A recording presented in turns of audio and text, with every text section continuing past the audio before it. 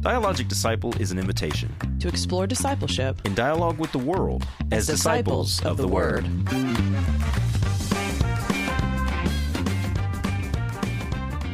Hello and welcome to another episode of the Dialogic Disciple podcast. My name is James Johnson and I'm here with my co-host Elizabeth Shaby Johnson.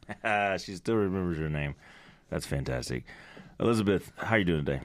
I'm doing all right. I'm doing great. Were you going to ask me how I was doing? That's what I just did.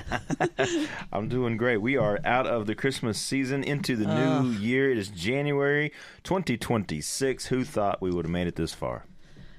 I hate taking down Christmas decorations. It makes me so sad, but I have started this practice, as you now know, where when I put up Christmas decorations, I take down some other things.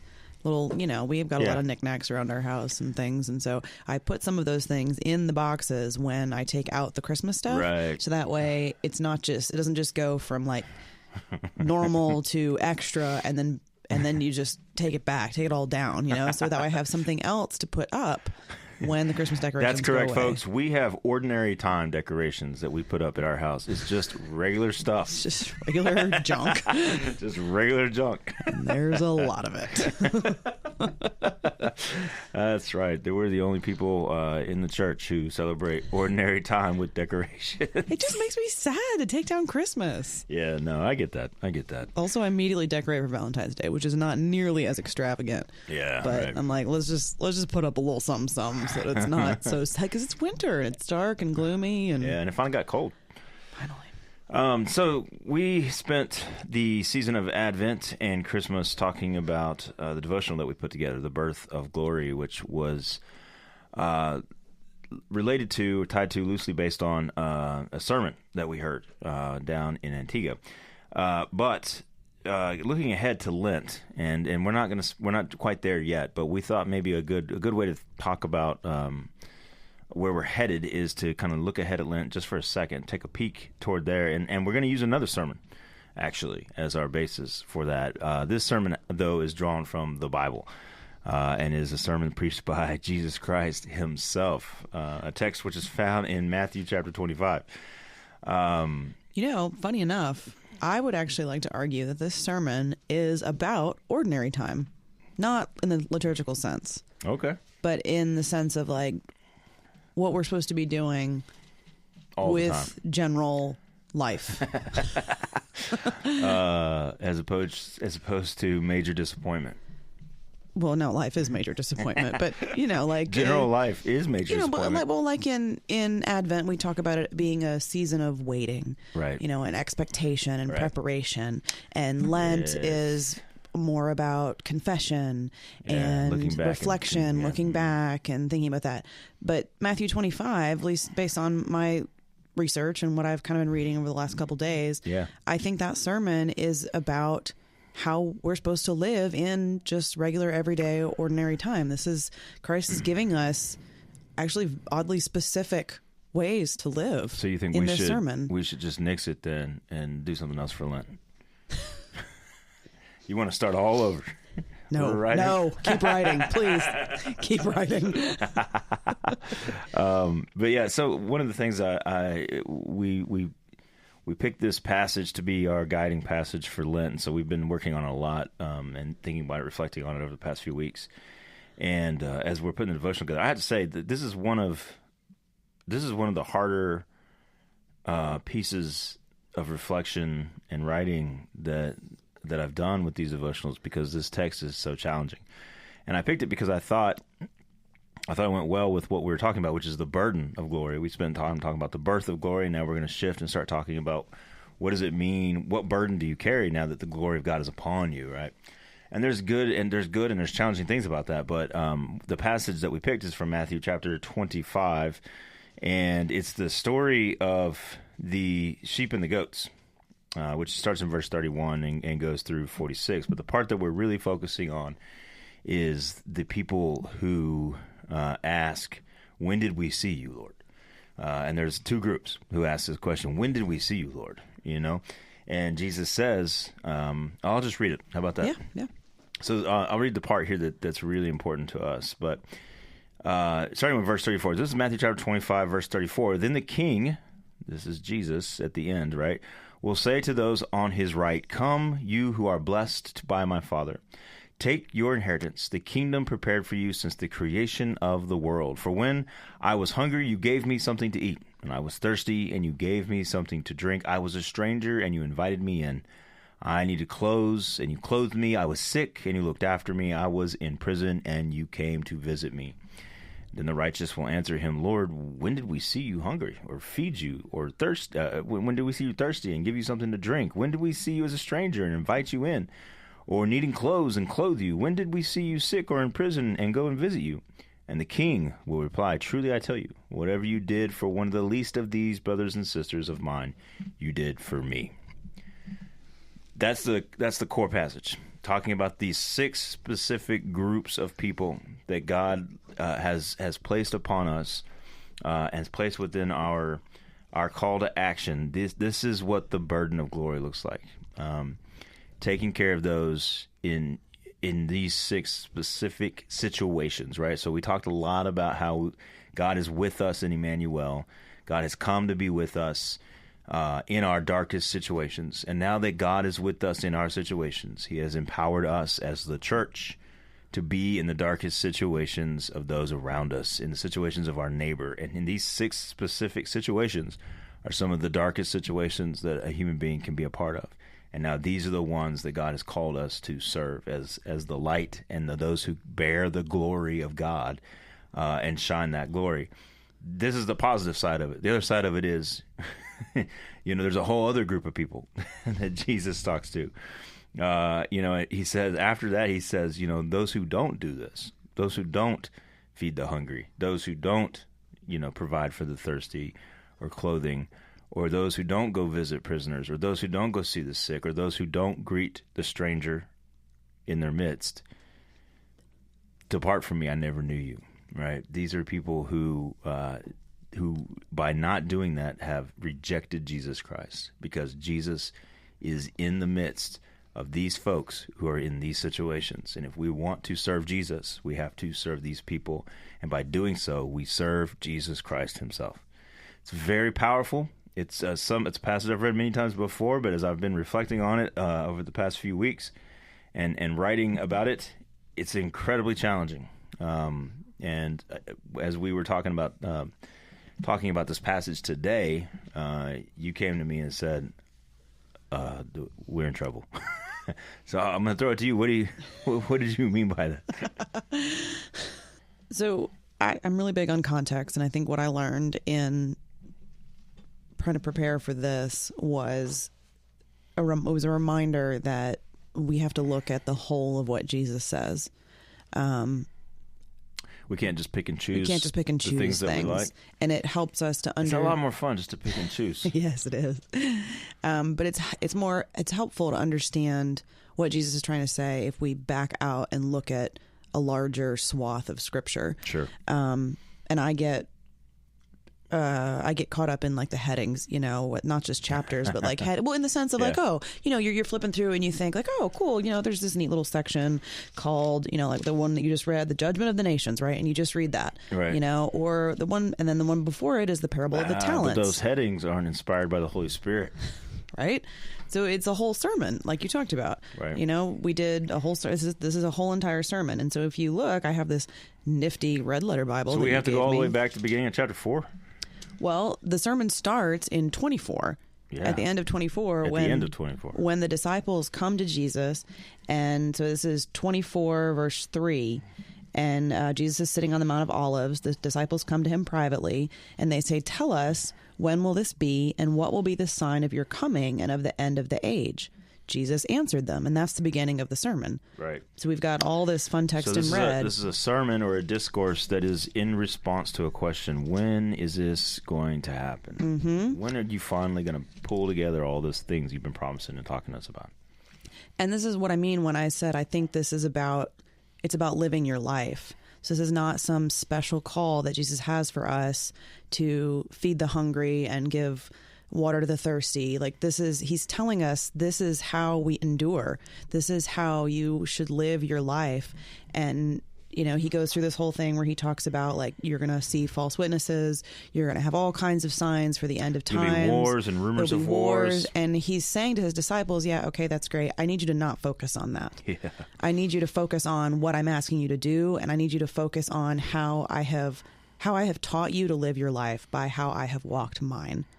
And I've given you everything. I've taught you all these things, because in that list, feeding the hungry, we can go back and see all the ways that Jesus himself did those things. That's right.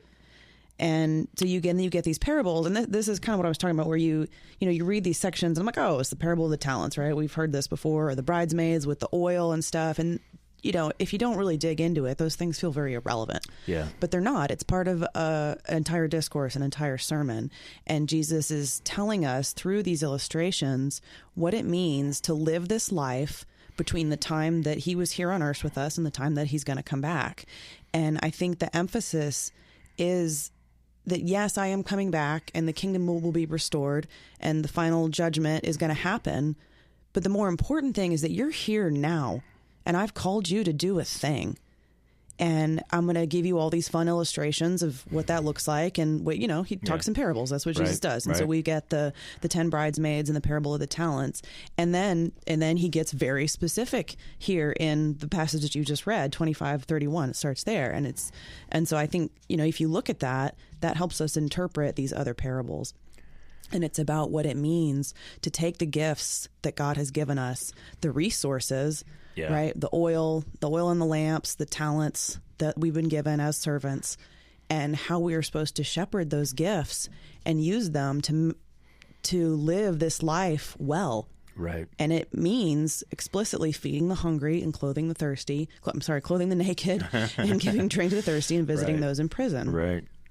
And I think even more than that, I think this is how the kingdom's built, right? So instead of waiting around for Jesus to come back and saying, well, Jesus will do it whatever he wants, the task that he's given us as the church is to build the kingdom. And there's a real sense in which I think the king returns when the kingdom is built. And it's a kingdom that we're building as the church through the power of the Spirit. It's not something that we're doing on our own, to be sure. But that makes a lot of sense. I like the way that you've kind of framed that in the way of ordinary time, where this is just what we should be doing, not in the meantime, but as a way to bring time into culmination. We've had a lot of conversation. I think I have friends. Who have I've had conversations with, and you and I have had conversations with, about just how crazy the world seems to be right now. And how there's wars going on, and how there's famines going on, and how there's all these things going on. And Jesus says very clearly here at the beginning of the sermon, as you alluded to, he says, watch out that no one deceives you. For many will come in my name, claiming that I am the Messiah, and will deceive many. You will hear of wars and rumors of wars, but see that you are not alarmed. Such things must happen. But the end is still to come. Nation will rise against nation, kingdom against kingdom. There will be famines and earthquakes in various places. These are but the beginning of birth pains. It's almost as though Jesus is saying, yeah, it's going to be bad. It's always been bad. And that's one of the things that is just going to be. Here's what you're supposed to be doing. Not being alarmed, not running around saying it's the end of the world, not running around saying or being disheartened and saying there's nothing we can do. No, this is Jesus giving you the strategy of what to do in a situation where there are wars and rumors of wars, where there are famines and earthquakes and everything else. It just seems like the world is falling apart. What do? Feed the hungry. Give drink to the thirsty. Mm-hmm. Greet the stranger. And go visit those who need to see somebody, like those who are sick and those who are in prison. Something that you've taught me about the Bible is all the little echoes. I love the echoes. We pick up on things that come back. And I think that's one way that we can foolproof ourselves from pulling things out and using them out of context, right? Because this whole book echoes within itself and paints a picture that makes sense. Yeah. And so we see these little things, and I think it's important to pay attention to the themes when they come back up and to think about what Jesus is saying. And we can interpret everything we read in 100 different ways, but does it make sense in the context of the larger story? So as I was thinking about this, I was reminded of Jeremiah, chapter 29, 4-7, and he's talking to the people in exile. I thought 29:11 was the only verse that's important there. You hush.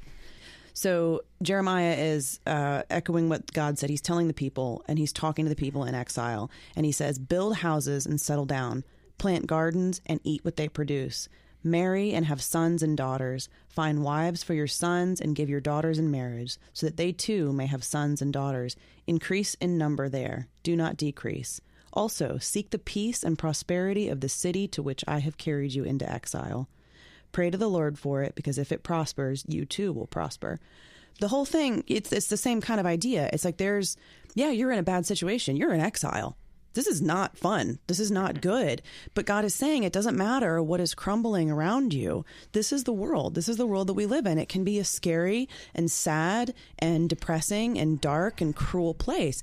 Your job is to endure through that. Yeah. Your job is to be my disciples in that. Yeah, that's good. And this is what it looks like. Your job is to be the city on the hill, the light of the world, the salt of the earth, in the midst of all of that. He says in 24 verse 13, but the one who endures to the end will be saved. As he's kind of going into the beginning of this sermon. And I think that's another echo, right? In the one who endures to the end will be saved. And at the very end, when he's talking about the judgment of the nations, it's coming back. He's telling you this is what it means. That's right. That's really good. It's very easy for us to get overwhelmed or disheartened by the world around us. It just seems like so much is wrong or so much is broken. And, what can I do? Or even what can we as a little church do? Northside is not a small church, but in the scope of things, it's tiny. What can we do as a church, or what can we do as a people in the face of such a great chaos? And Jesus, I think this is one of those practical ways in which Jesus engages us and says, look, that's fine. Be overwhelmed. I get that. I understand that. Be disheartened. There's going to be times when you're disheartened. But here's how you get out of that. Here's how you get out of being overwhelmed. And here's how you get out of being disheartened. Do the simple things that are right in front of you. You as an individual disciple, for sure, but you as a church, even more so. Like, these are the simple tasks, and I love that he gives us these kind of 6 concrete, specific, on the ground groups of people in situations that we can do something about. No matter what, we can do something here. And it's not even like he's not even saying. And I think this is really important, because I think this is where a lot of Christians get overwhelmed, is because they think that this means that you should go out and solve these problems in a systemic way. Jesus says, feed the hungry. Let's get rid of hunger. Yeah. Jesus says, feed the clothing. Jesus says, clothe those who need clothing. Let's figure out a way to fix that problem from a systemic level, right? This is where the blurring of church and state come in, but this is where the blurring of a lot of different of our motivations and that are well intentioned come in and kind of and blur us out or block us from the gospel of Jesus Christ, because that's not what he's saying. He's not saying go fix hunger from a systemic level. He's saying, no, the person in front of you who's hungry, feed that person. Right. You've hit on something there too. So I get overwhelmed on both ends of the spectrum.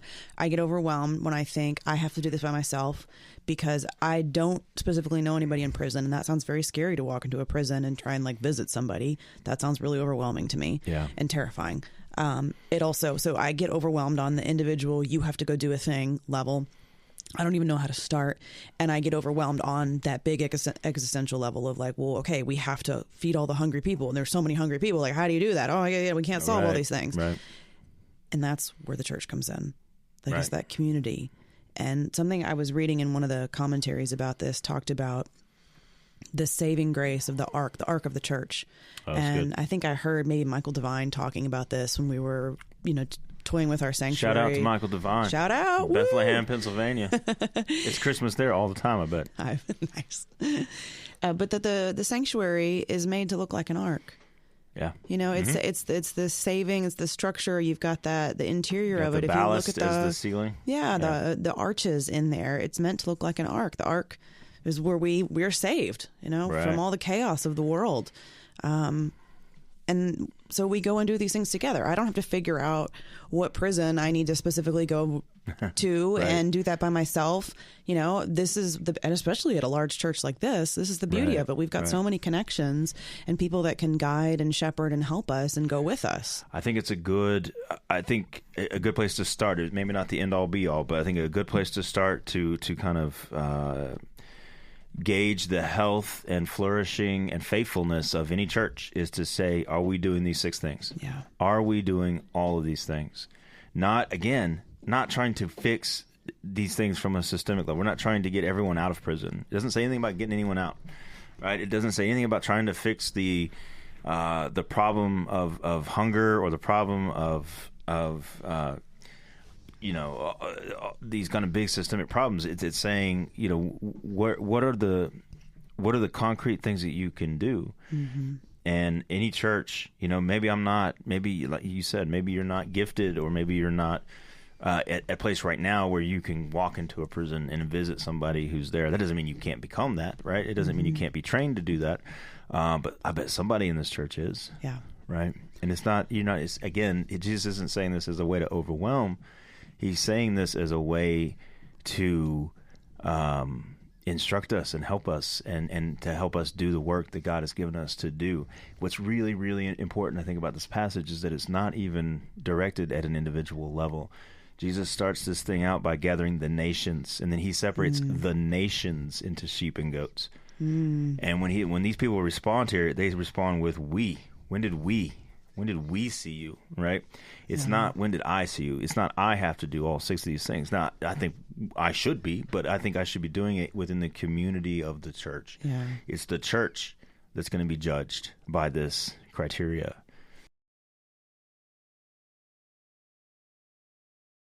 So the parable that Jesus preaches right before the judgment of the nations is the parable of the talents, where the slave owner, he's going to go on a journey and he gives his talents to the servants and he leaves them, okay, here, take care of this while I'm gone. And he Right. gives a certain amount to 2 of the slaves, or he gives a different amount to each one of the slaves. And the 2 folks at the beginning, they go and they trade it or they invest it. And when the guy comes back, they have more. Right. They started out Right. with 10 and they give him 20 or 5 and they give him 10. When we say talents here, we're talking about gold. He's talking about money. Right? Yeah. Yeah.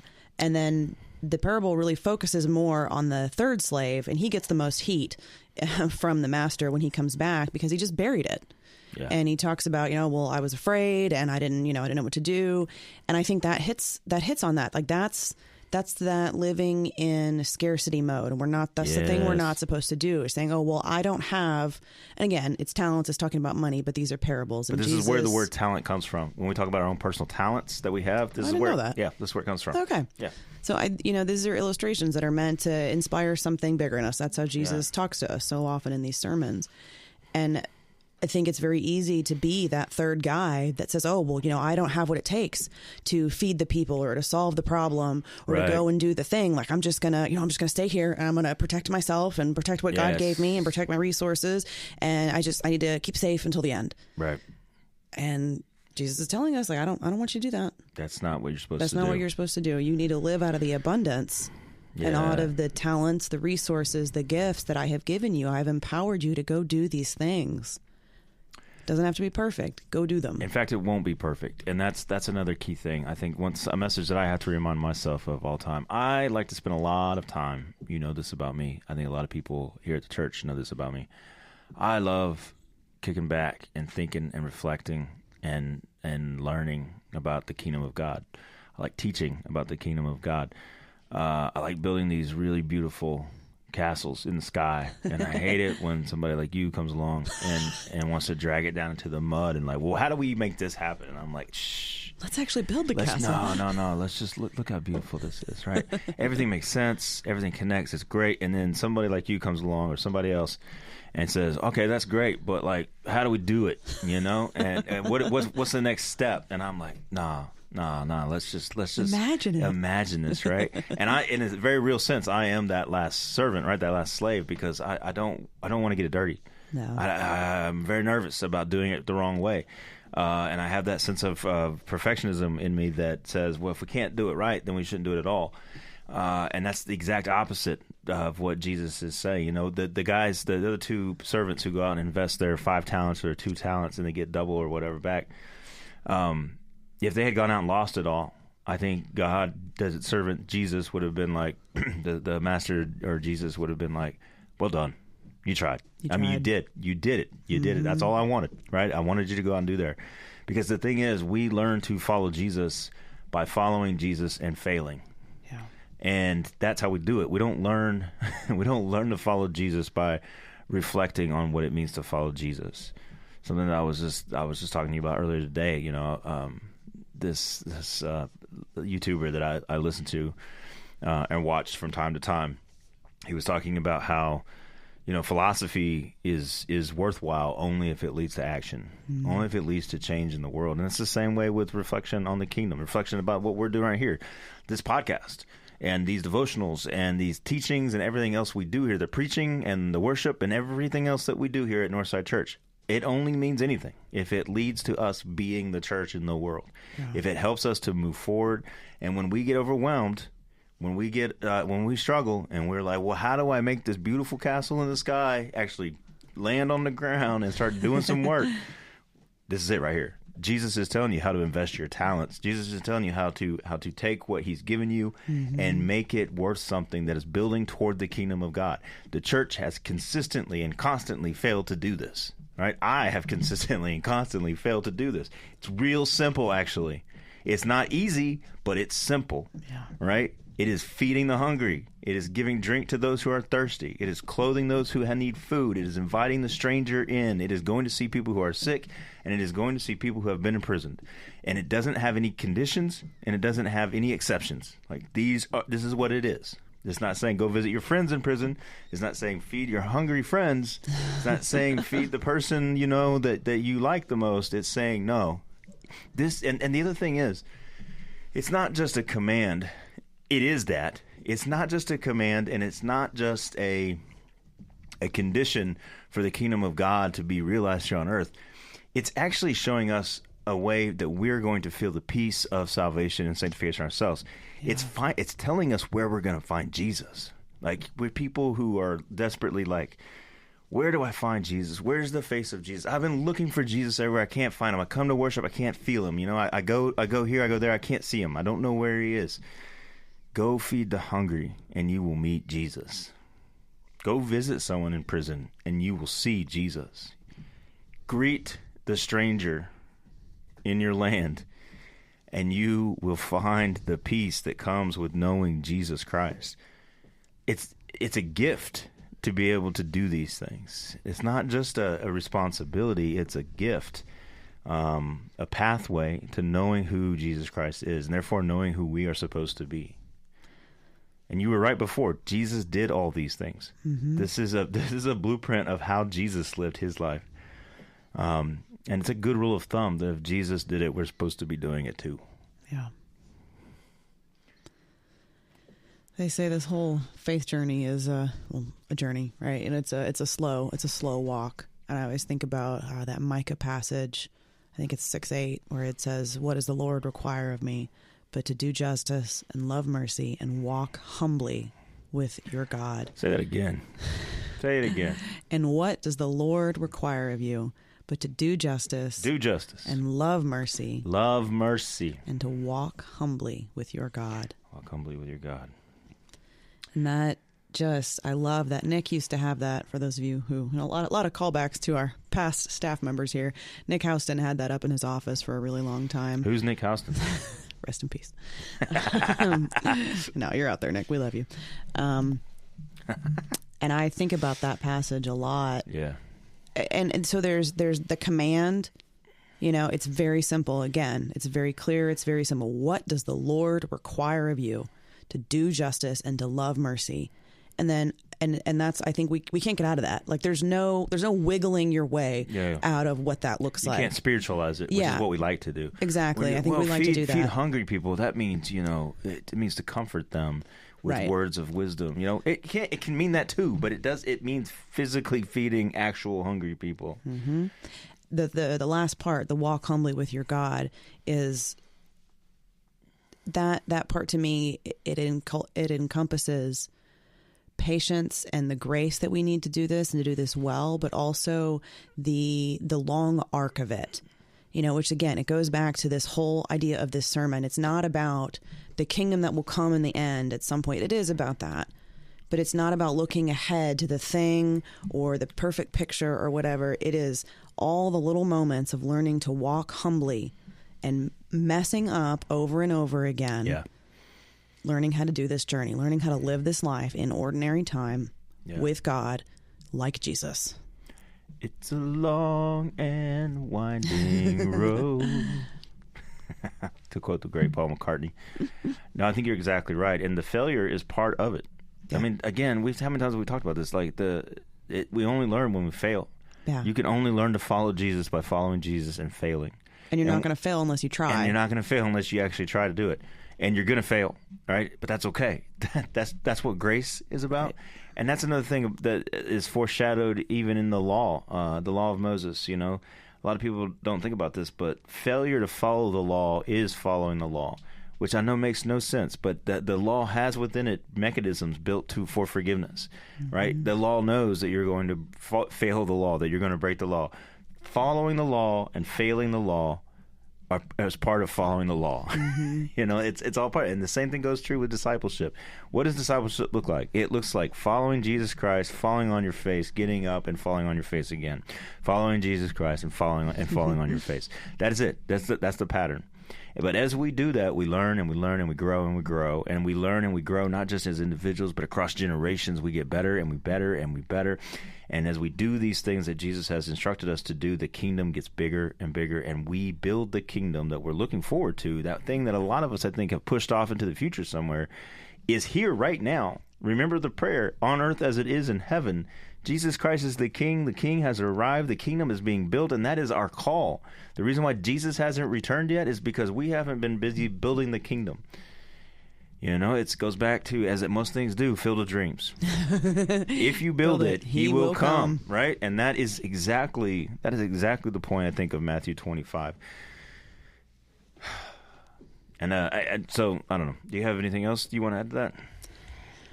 In the vein of practical things, we are starting something here at Northside, the 75 days of service. Angela and our awesome mission team, Angela's been on maternity leave, but she worked on it before she left, and Elle Moy, she's been working on it in the meantime, so that's going to get started on February 1st, and you'll see stuff in the highlights. We've got it all over the website. You can go to northsideumc.org/75 days of service. You can also just go to our website, look under the missions tab, and there are little introductory ways, for when it sounds scary to do all the big things. Step in together. Little tiny step in ways that we can serve the organizations that are already out there in Atlanta that are doing these things. And I would encourage you to start small if you have to, but be brave and be bold and get in there and do the things. It's about loving and serving our neighbors. And that's what we're supposed to be doing, right? That's what it's all about. Thank you for promoting that. You said it starts on February 1st. Yes. February 1st. 75 days of service in celebration of Northside's 75th anniversary. Yep. Which is an ongoing year-long event. And excited about that. That's going to be great. There are a lot of different ways you can get plugged in and serve here at Northside Church. Guys, we have to do this together. No one's alone in this, and you can't do it by yourself. So don't get overwhelmed by having to do it on your own. But I thought it would be good for us to kind of peek ahead at this passage. We're going to be diving deep into this and talking a lot about this during the season of Lent. So I hope you're ready for that. But as you know, we're a few weeks away from Lent, 5 or 6 weeks away. I would encourage you guys, all those of you who listen here on the podcast, to take a look at that passage, Matthew 24 and 25, and do some deep thinking on your own, so that when the devotional comes out and we start that journey during the season of Lent, you'll have God will already have loosened the soil a little bit. I prediction it's going to be really challenging. It's already been challenging for me. It's been existential crisis kind of challenging for me as I've read that passage over and over and over. And I imagine that it's going to be a challenging passage for us as a church, as individuals and as a church, to really take seriously. And and that challenge is going to show up. We're going to respond to it in a lot of different ways. There's going to be some who are just completely broken by it and say, okay, let's go do this. There are going to be some who are offended by it, and there are going to be some who think that we're trying to do something else that we're not trying to do. But prayerfully prepare yourself for Lent, and as we look forward to that, it's gonna be good. Yeah, it's gonna be good. Stick with us because we're struggling too, I guess, which is what you're saying. You know, that's exactly right. No, that's why we do this. Though. That's what I'm babbling about over here. Yeah, that's why we do this. But I think that'll wrap us up for today. Elizabeth, thank you for joining us, guys. It's a pleasure. We will be back next week.